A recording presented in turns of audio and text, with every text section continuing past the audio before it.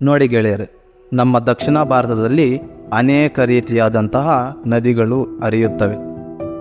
ಅದರಲ್ಲಿ ಕೃಷ್ಣಾ ನದಿ, ಗೋದಾವರಿ ನದಿ, ನರ್ಮದಾ ನದಿ, ಕಾವೇರಿ ನದಿ. ಅದೇ ರೀತಿಯಾಗಿ ನಮ್ಮ ಕರ್ನಾಟಕ ರಾಜ್ಯದ ಚಿಕ್ಕಬಳ್ಳಾಪುರ ಜಿಲ್ಲೆಯಲ್ಲಿ ಕೂಡ ಒಂದು ನದಿ ಹರಿಯುತ್ತದೆ. ಅದುವೇ ಪಾಲಾರ್ ನದಿ. ಈ ಪಾಲಾರ್ ನದಿಯು ನಮ್ಮ ಕರ್ನಾಟಕ ರಾಜ್ಯದ ಚಿಕ್ಕಬಳ್ಳಾಪುರ ಜಿಲ್ಲೆಯ ನಂದಿ ಬೆಟ್ಟಗಳ ಮೇಲೆ ಇದು ಉಗಮವಾಗುತ್ತದೆ. ಇದು ಮಳೆ ನೀರಿನಿಂದ ಆವೃತಗೊಂಡು ಚಿಕ್ಕ ಚಿಕ್ಕ ನಾಲೆಗಳಾಗಿ ಹರಿದು ಬರುತ್ತದೆ. ಇದು ಮುಂದುವರಿಸುತ್ತಾ ಕೈವಾರದ ಬಳಿ ಹಾದು ಹೋಗಿ ತಲಗವಾರ ಕೆರೆಗೆ ಸೇರುತ್ತದೆ. ಇಲ್ಲಿಂದ ಕೋಡಿ ಹೋಗಿ ಅದು ಅಗ್ರಹಾರ ಕೆರೆಗೆ ತಲುಪುತ್ತದೆ. ಇಲ್ಲಿ ಮನರಂಜನೆ ಮಾಡಲು ಅಗ್ರಹಾರ ವಾಟರ್ ಫಾಲ್ಸ್ ಕೂಡ ಕಂಡುಬರುತ್ತದೆ. ಇದು ಮತ್ತೆ ಕೋಲಾರದ ಅತಿ ದೊಡ್ಡ ಕೆರೆ ಎಂದೇ ಪ್ರಸಿದ್ಧಿ ಪಡೆದಂತಹ ಮುದುವಾಡಿ ಕೆರೆಗೆ ಕೋಡಿ ಹೋಗುತ್ತದೆ. ಇಲ್ಲಿ ಕೆರೆಯ ಪಕ್ಕದಲ್ಲಿಯೇ ಜನ್ನಘಟ್ಟ ರೈಲ್ವೆ ನಿಲ್ದಾಣವನ್ನು ಕೂಡ ನಾವು ಕಾಣಬಹುದು.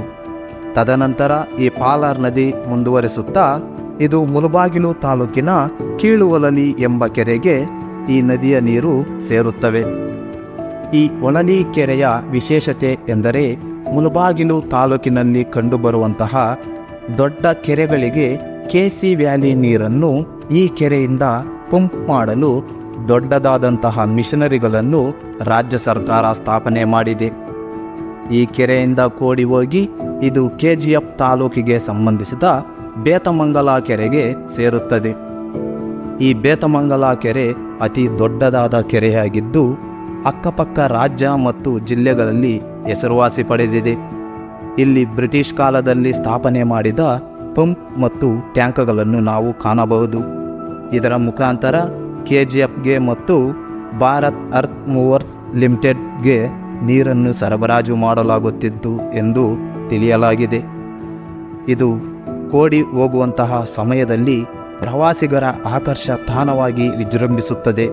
ಅನೇಕ ಜನರು ಇಲ್ಲಿಗೆ ಭೇಟಿ ನೀಡಿ ಆ ನೀರಿನಲ್ಲಿ ಆಟ ಮನರಂಜನೆ ಕಾರ್ಯಕ್ರಮಗಳನ್ನು ಮಾಡುತ್ತಾರೆ.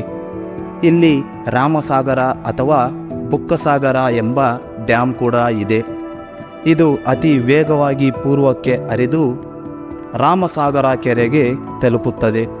ತದನಂತರ ಶಾಂತಿಪುರಂ, ಕುಪ್ಪಂ, ಮೆಟ್ಟೂರು, ವಾನಿಯಂಬಾಡಿ, ಆಂಬೂರು, ಗುಡಿಯಾತಂ ಬಳಿಯ ದೊಡ್ಡ ಅರಣ್ಯ ಪ್ರದೇಶಗಳ ಬೆಟ್ಟಗಳ ಸಾಲಿನಲ್ಲಿ ಹರಿದು ಇದು ರಾಣಿಪೇಟೆ ಹತ್ತಿರ ಸೇರುತ್ತದೆ.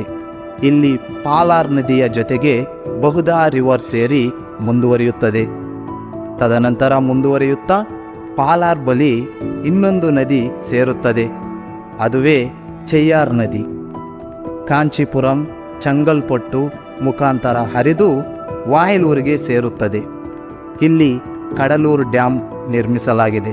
ತದನಂತರ ಮುಂದುವರೆದು ಪಾಲಾರ್ ನದಿ, ಬಹುದಾ ನದಿ ಮತ್ತು ಚೆಯ್ಯಾರ್ ನದಿ ನೀರು ಸೇರಿ ಬಂಗಾಳ ಕೊಲ್ಲಿಗೆ ಸೇರುತ್ತದೆ.